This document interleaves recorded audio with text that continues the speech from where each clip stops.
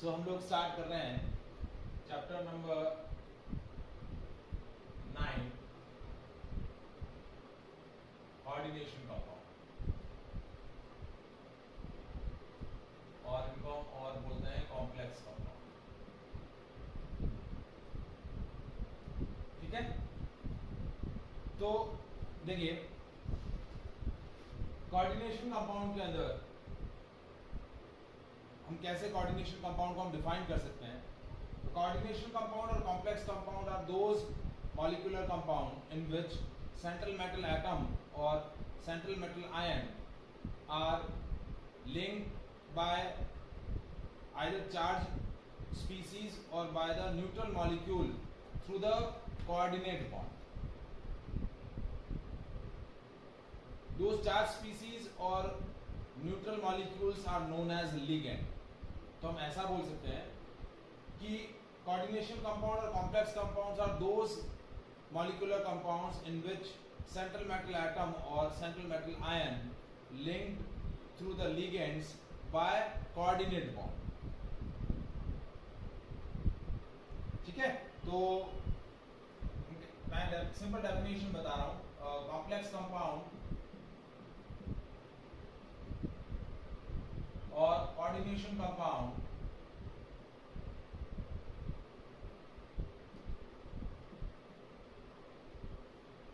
are those molecular compounds in which central metal atom or ion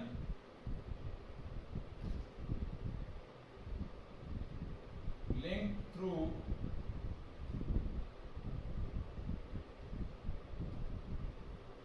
charged or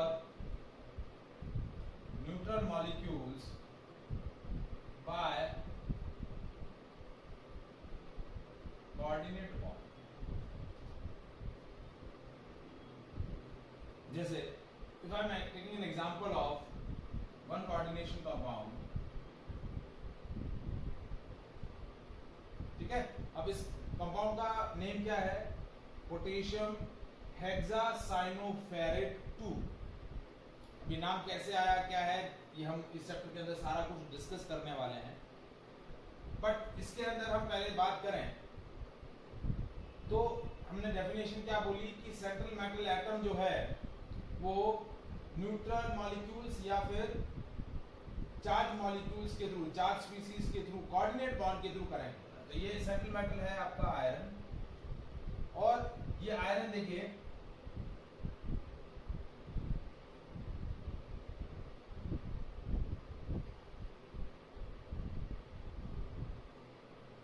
इस तरीके से 6 cyanide ions के through connected है by coordinate bond. ये हो गया आपका F4 माइनस और K प्लस। बेसिकली ये इस तरीके से मैंने लिखा 4K plus and FeCl6 4 minus.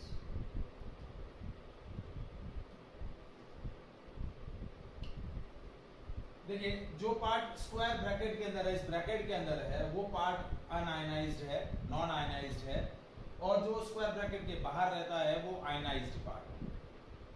मतलब स्क्वायर ब्रैकेट के अंदर जो पार्ट होता है उस पार्ट को हम बोलते हैं कोऑर्डिनेशन स्फीयर। क्या बोलते हैं? Coordination sphere. ये वाला पार्ट क्या बोला जाता है? Coordination sphere. और जो स्क्वायर ब्रैकेट के बाहर वाला पार्ट है, इस पार्ट को हम क्या बोलते हैं? Ionization sphere. क्या बोलते हैं? Ionization sphere. अब देखिए ये आपका सेंट्रल मेटल एटम है, ये आपका सेंट्रल एटम,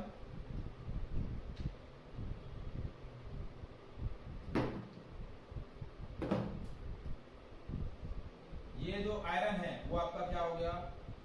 सेंट्रल एटम हो गया। और ये जो साइनाइड है 1 2 3 4 5 और 6 साइनाइड आयन जो है नेगेटिव चार्ज, ये साइनाइड आयन क्या है? लिगेंड्स हैं। इनको हम क्या बोलते हैं? लिगेंड्स। लिगेंड ऐसी स्पीसीज होती हैं, चार्ज स्पीसीज या फिर न्यूट्रल स्पीसीज या न्यूट्रल मॉलिक्यूल, जो lone pair of electron contain करती है, and they donate there lone pair of electron into the vacant D orbitals of central metal atom और आयन। इस सेंट्रल मेटल एटम के पास vacant D orbitals होते हैं, उन vacant D orbital में ये अपने lone pair of electron donate करते हैं और कोऑर्डिनेट बॉन्ड बना लेते हैं। अब कोऑर्डिनेट बॉन्ड क्या होता है? Special kind of covalent bond in which electron pair is donated by the one atom. After the donation, that electron pair is equally shared between both the bonded atoms. Donate एक atom करेगा, पूरा का पूरा electron pair एक atom donate करेगा। Donate करने के बाद वो उन दोनों के बीच में इक्वली शेयर होगा, तो वो बॉन्ड आपका क्या बोला जाता है? Coordinate bond. तो ये 6 कोऑर्डिनेट बॉन्ड हो गए।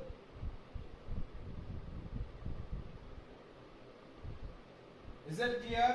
समझ में आया कोऑर्डिनेशन कंपाउंड? सिंपल, अभी तो बेसिक मैं आपको डिस्कस कर रहा हूं।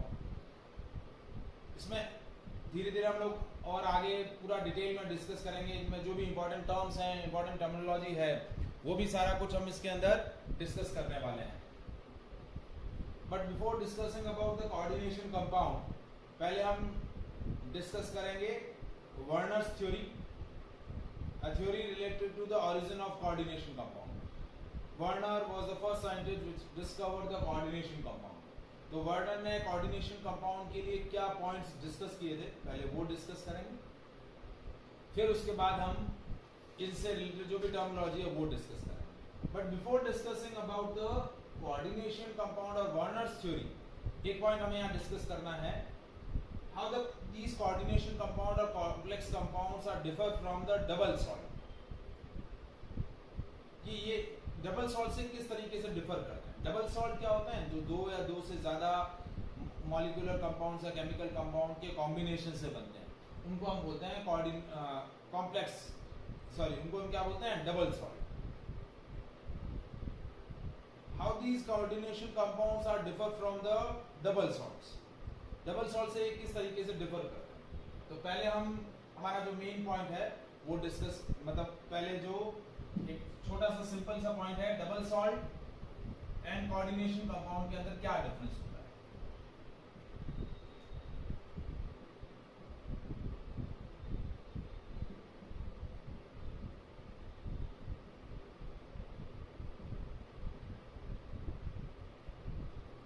Double salt versus coordination compound. जैसे मैंने एक डबल सॉल्ट लिया, सर मार्कर चेंज करो ना। एक सेकंड। जैसे डबल सॉल्ट लिया which is formed by 2 compounds KCl plus MgCl2 plus 6H2O. This is the double salt. ठीक है, ये आपका क्या हुआ? एक डबल सॉल्ट है जो 2 या 2 से ज्यादा कंपाउंड के कॉम्बिनेशन से बना। अब ये इसका स्ट्रक्चर है सॉलिड स्टेट के अंदर। As we dissolve this compound into its particular solvent, it will be dissociate completely into its constituent ions. जैसे ही इस कॉम्प्लेक्स इस डबल सॉल्ट को जैसे ही मैं क्या करूंगा, एक पर्टिकुलर सॉल्वेंट के अंदर डिसॉल्व करूंगा, तो ये इस तरीके से अपने कंस्टिट्यूएंट आयंस में डिसोसिएट हो जाएगा। इस तरीके से ये सारे आयंस बना देगा। ठीक है, अब मैंने एक कोऑर्डिनेशन कंपाउंड लिया,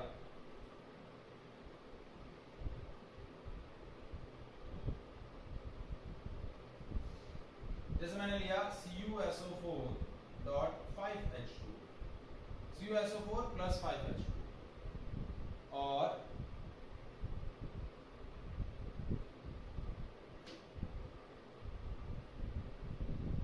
या दूसरा ले लेता 4NH3, CuNH3/4SO4। ये 2 कंपाउंड लिए और इनके कॉम्बिनेशन से ये मैंने एक बनाया coordination compound, complex compound. When this ये इसकी सॉलिड स्टेट में इसका स्ट्रक्चर है। Now as we dissolve this complex compound into its particular solvent, it will maintain its identity. it doesn't dissociate into their constituent ions. Double salt क्या होता है? जब उसको उसके पर्टिकुलर सॉल्वेंट के अंदर डिसॉल्व किया जाता है तो वो अपने कंस्टिट्यूएंट आयंस में डिसोसिएट हो जाता है। जबकि जैसे ही मैं क्या करूंगा, इस कोऑर्डिनेशन कंपाउंड को उसके पर्टिकुलर सॉल्वेंट में डिसॉल्व करूंगा तो होगा क्या? सिर्फ इतना सा, आयनिक और नॉन आयनिक पार्ट सेपरेट हो जाएंगे, दैट्स इट। ये आपका मैंने जैसा बताया था कि ये पार्ट जो स्क्वायर ब्रैकेट के अंदर होता है वो नॉन आयनिक होता है, जिसको हम कोऑर्डिनेशन स्क्वायर बोलते हैं, और स्क्वायर ब्रैकेट के बाद वाला जो पार्ट होता है वो आयनिक होता है। तो वो आयनिक और नॉन आयनिक पार्ट में डिफरेंशिएट हो जाएगा, पर ऐसा नहीं होगा कि वो कंप्लीटली अपने कंस्टिट्यूएंट आयंस में या कंस्टिट्यूएंट एटम्स में डिसोसिएट हो जाएगा। मतलब कहने का मतलब क्या है कि double salt loses it's identity in the solution. जैसे उसको उसके पर्टिकुलर सॉल्यूशन के अंदर डिसॉल्व करूंगा वो अपनी आइडेंटिटी लूज कर देगा, जबकि coordination compound doesn't lose its identity as it dissolve in its particular solvent. It exhibits its property in solid state as well as in solution phase. Is it clear? Difference समझ में आया? What is the difference between double salt and the coordination compound?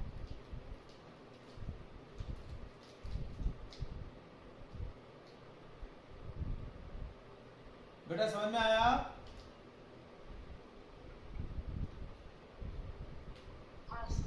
ठीक है, थोड़ा सा और detail में इसको हम डिस्कस करें तो डबल सॉल्ट क्या होता है, ये मेजर डिफरेंस जो था वो मैंने आपको डिस्कस किया। कुछ छोटे छोटे और पॉइंट्स हैं।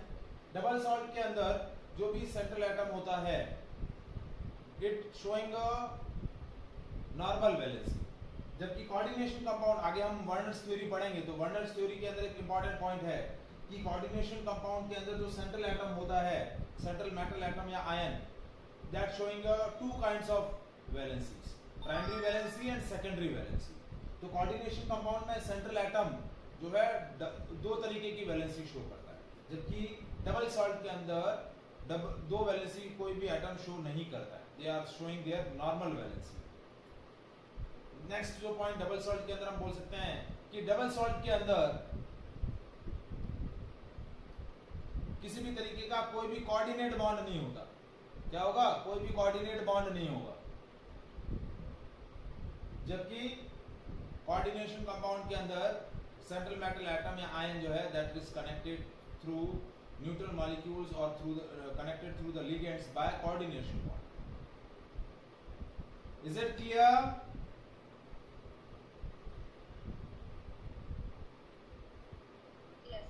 So that is a difference between double salt and coordination compound.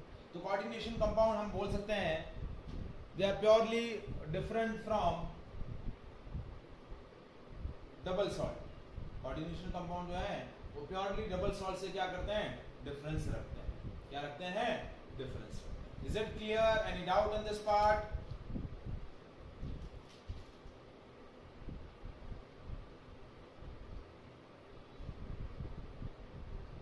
Now we'll discuss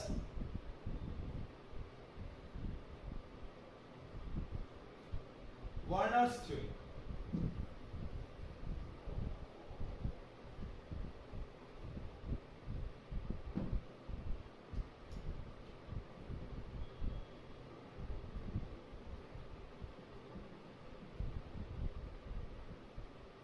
Werner's theory of coordination compound.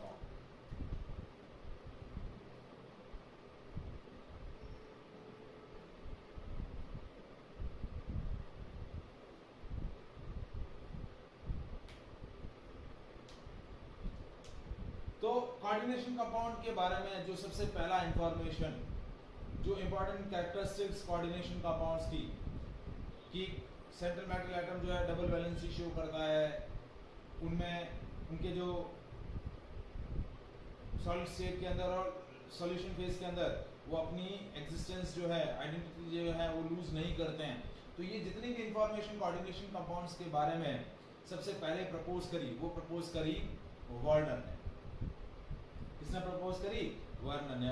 उसने उनकी फिजिकल प्रॉपर्टीज, केमिकल प्रॉपर्टीज के बारे में क्या किया? एक इंफॉर्मेशन प्रपोज की। बट वर्नर्स ने कोऑर्डिनेशन कंपाउंड्स की कैरेक्टरिस्टिक्स या उनसे रिलेटेड जो भी प्रॉपर्टीज थी उनको डिस्कस करने से पहले एक एक्सपेरिमेंट परफॉर्म किया।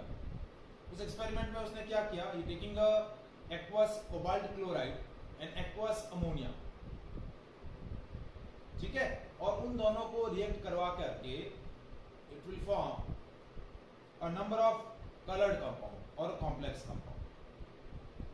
अलग अलग तरीके के कॉम्प्लेक्स कंपाउंड उसने फॉर्म किए by mixing the aqueous cobalt chloride and aqueous ammonia, ठीक है, जिसमें से कुछ कंपाउंड्स उसने आपको टेबल के अंदर आप देखिएगा, टेक्स्ट बुक के अंदर आपको दे रखे हैं, ठीक है, form various complex compound by mixing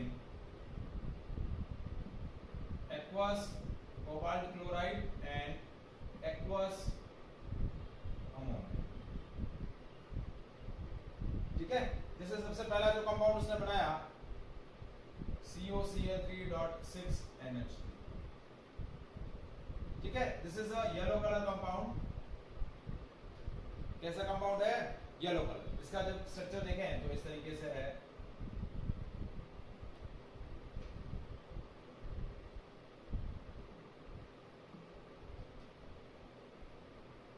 तीन क्लोराइड आयन है। कितने क्लोराइड आयन है, 3 क्लोराइड आयन। तो जब ये मॉलिक्यूल किससे रिएक्शन करेगा, react with AgNO3, when this compound is react with AgNO3 it gives 3 moles of AgCl, तो number of moles of AgCl कितने देगा, 3 moles। how many moles, 3 moles। क्यों, क्योंकि इसके पास इसके आयनाइजेशन स्फीयर के अंदर 3 क्लोराइड आयंस प्रेजेंट है। फिर नेक्स्ट कंपाउंड बनाया COCl3.5NH3, this is a purple colour compound. इसका कोऑर्डिनेशन स्ट्रक्चर देखिए, CONH3 5 Cl 2Cl-। अब आयनाइजेशन स्फीयर में कितने क्लोराइड आयन है, 2। तो जब ये AgNO3 से रिएक्ट करेगा it will gives 2 moles of AgCl। Next compound COCl3.4NH3, it is a green colour compound.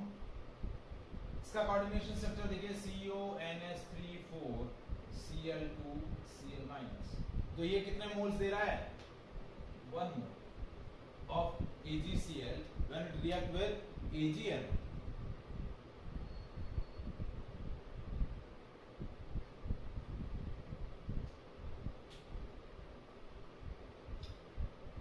ठीक है, any doubt in this part?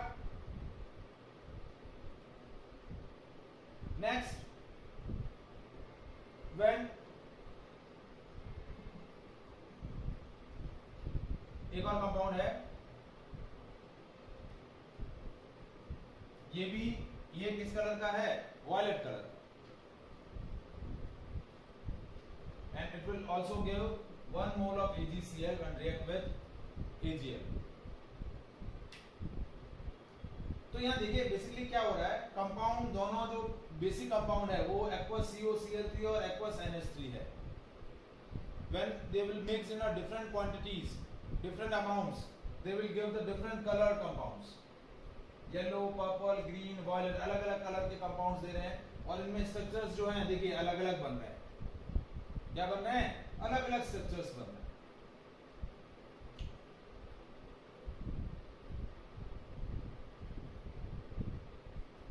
Ionization part के अंदर देखिए अलग अलग क्लोराइड आयंस हैं। कोऑर्डिनेशन स्फीयर के अंदर जो लिगेंड्स हैं वो भी अलग अलग हैं, और जो आयंस हैं वो भी क्या हैं, आयनाइजेशन स्फीयर के अंदर जो क्लोराइड आयंस है वो भी क्या है, अलग अलग। तो इन सारे मॉलिक्यूल्स के फॉर्मेशन के बाद, इन सारे कॉम्प्लेक्स कंपाउंड के फॉर्मेशन के बाद वर्नर्स ने इन कंपाउंड्स की कैरेक्टरिस्टिक्स से रिलेटेड एक थ्योरी प्रपोज किया, और और उस थ्योरी को क्या बोला गया? Werner's theory. और वर्नर्स थ्योरी का सबसे पहला जो पॉइंट था कि इन the coordination compound central metal atom gives या showing two kinds of valency, primary valency and secondary valency। तो हम डिस्कस करते हैं पोस्टुलेट्स वर्नर्स थ्योरी के।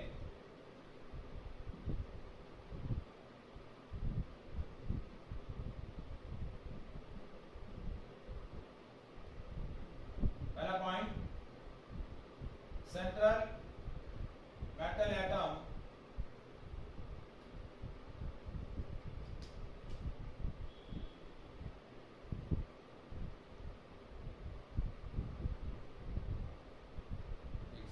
आ गए क्या वंदन आज नहीं आया?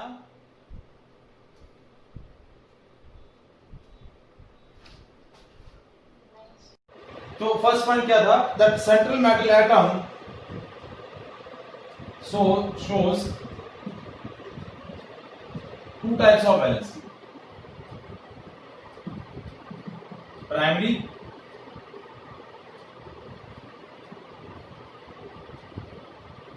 and secondary।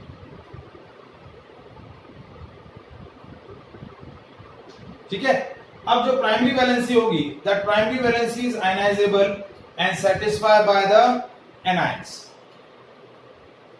या satisfied by the counter ions।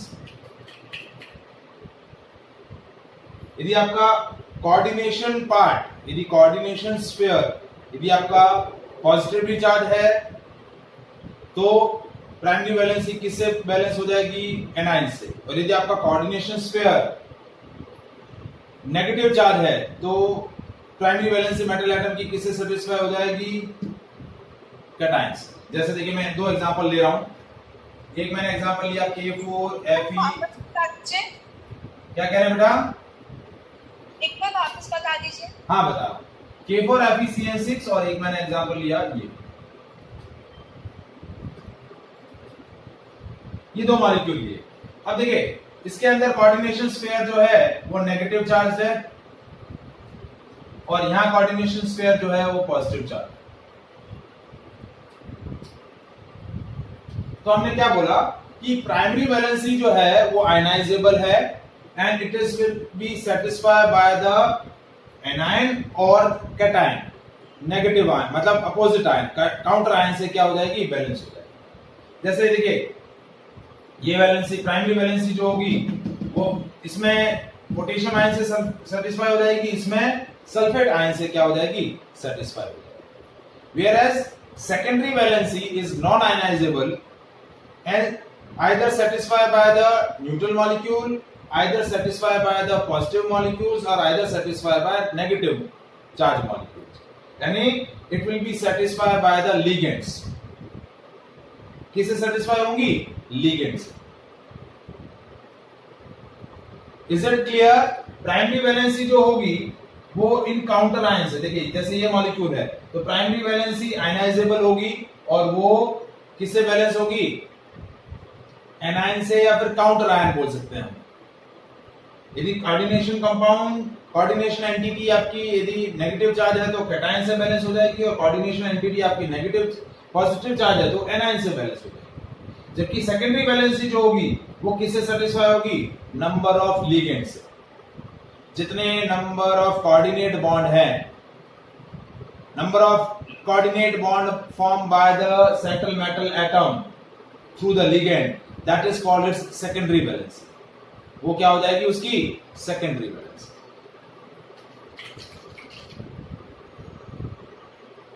ठीक है, जैसे हमने अभी जो एक मॉलिक्यूल का एग्जांपल लिया था तो उसके अंदर हमने क्या बोला कि इस कॉपर आयन की जो प्राइमरी वैलेंसी होगी वो 3 क्लोराइड आयन से सेटिस्फाई हो जाएगी। इससे सेटिस्फाई हो जाएगी 3 क्लोराइड आयन से। और जो सेकेंडरी वैलेंसी होगी वो किससे बैलेंस होगी? किससे सेटिस्फाई होगी? 6 लिगेंड्स। कितने लिगेंड्स हैं? 6 लिगेंड। 6 कोऑर्डिनेट बॉन्ड बना रहा है तो 6 लिगेंड से वो क्या हो जाएगी?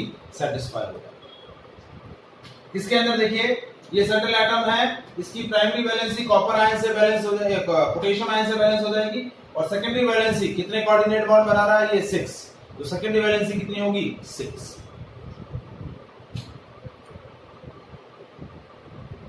कितनी होगी, 6। सेकेंडरी वैलेंसी हमेशा फिक्स होती है, क्या होती है, फिक्स है। It is equal to the number of coordinate bond it form with the ligand, और उसको हम क्या बोलते हैं, वो नंबर क्या बोला जाता है, आगे हम डिस्कस करेंगे। उस नंबर को हम क्या बोलते हैं, कोऑर्डिनेशन नंबर। क्या बोलते हैं, coordination number. Is it clear, समझ में आया?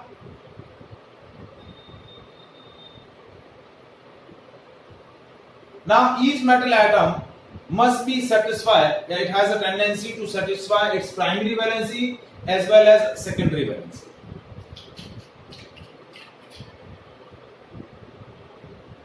Now fourth point जो इस थ्योरी का है वो क्या है कि सेंट्रल मेटल एटम्स से जो कनेक्टेड ये न्यूट्रल मॉलिक्यूल हैं या जो लिगेंड मॉलिक्यूल जो हम बोलते हैं, ये जो लिगेंड मॉलिक्यूल्स हैं they arrange themselves around the central metal atom in a such a way that they gives a definite geometry to the molecule. वो क्या करेंगे, मॉलिक्यूल को एक डेफिनेट ज्योमेट्री प्रपोज करेंगे। तो आपका कोऑर्डिनेशन कंपाउंड जो होगा एक डेफिनेट ज्योमेट्री के अंदर क्या रहेगा, अरेंज हो जाएगा। मतलब these ligands arrange themselves around the central metal ion in a such a way that repulsion will be minimum between the same polarity ions and attraction is maximum between the oppositely charged ions, ताकि attraction जितना ज्यादा होगा molecule उतना ही ज्यादा stable होगा, उतना ही geometry perfect बनेगी या सिमेट्रिकल बनेगी। तो इस सेंट्रल मेटल एटम के सराउंडिंग में ये लिगेंड इस तरीके से कनेक्ट होंगे कि मॉलिक्यूल को एक डेफिनेट ज्योमेट्री मिल जाए। क्या मिल जाए, definite geometry. And that definite geometrical structure of coordination compound is known as coordination polyhedron. क्या बोलते हैं उसको, coordination polyhedron. Is it clear, समझ में आया ये आपको point?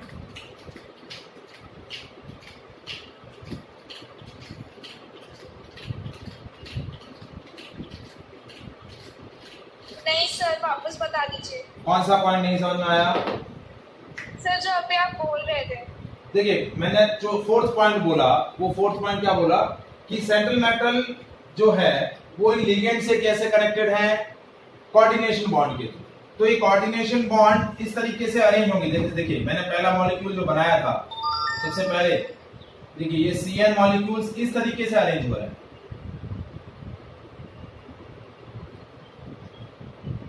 They arrange themselves around the central atom in a such a way. तो ये ज्योमेट्री कैसी बनेगी, ये ज्योमेट्री बनेगा ऑक्टाहेड्रल। तो ये मॉलिक्यूल्स, ये लिगेंड जो है वो सेंट्रल मेटल के अराउंड अपने आप को इस तरीके से अरेंज करेंगे कि ओवरऑल मॉलिक्यूल को एक डेफिनेट ज्योमेट्री मिल जाए। तो ये डेफिनेट ज्योमेट्री कंटेन करने वाला जो अरेंजमेंट होगा वो क्या बोला जाएगा, कोऑर्डिनेशन पॉलीहेड्रॉन। और सर सेकंड और थर्ड कौन सा पोस्टुलेट था? देखिए सबसे पहला पॉइंट कि central metal atom shows the two kinds of valency, primary valency, secondary valency.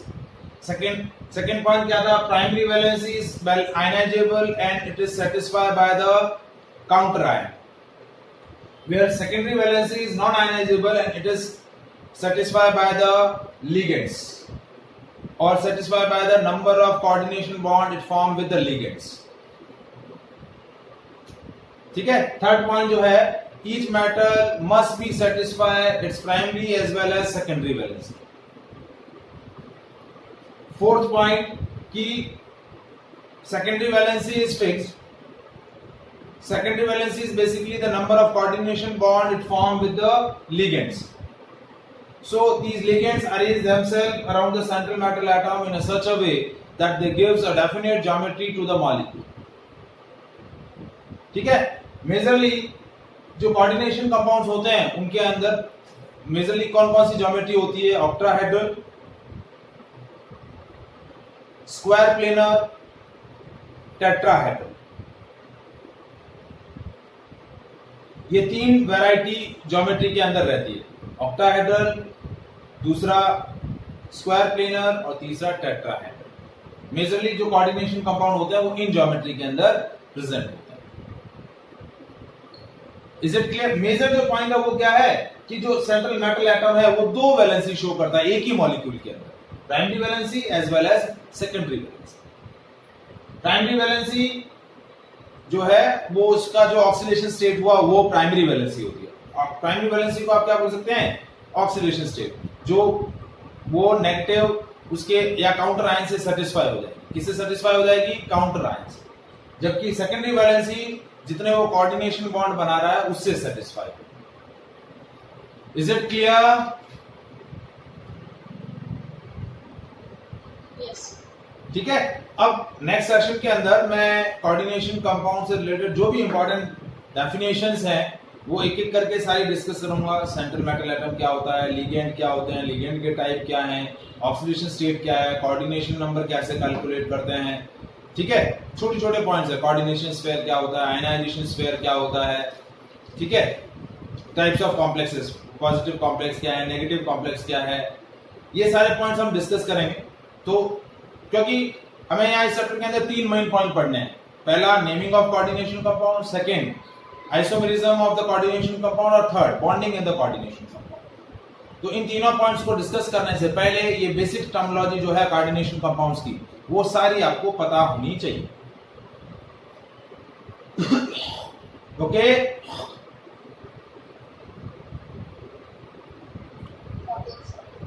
चलिए, तो आज के लिए इतना ही।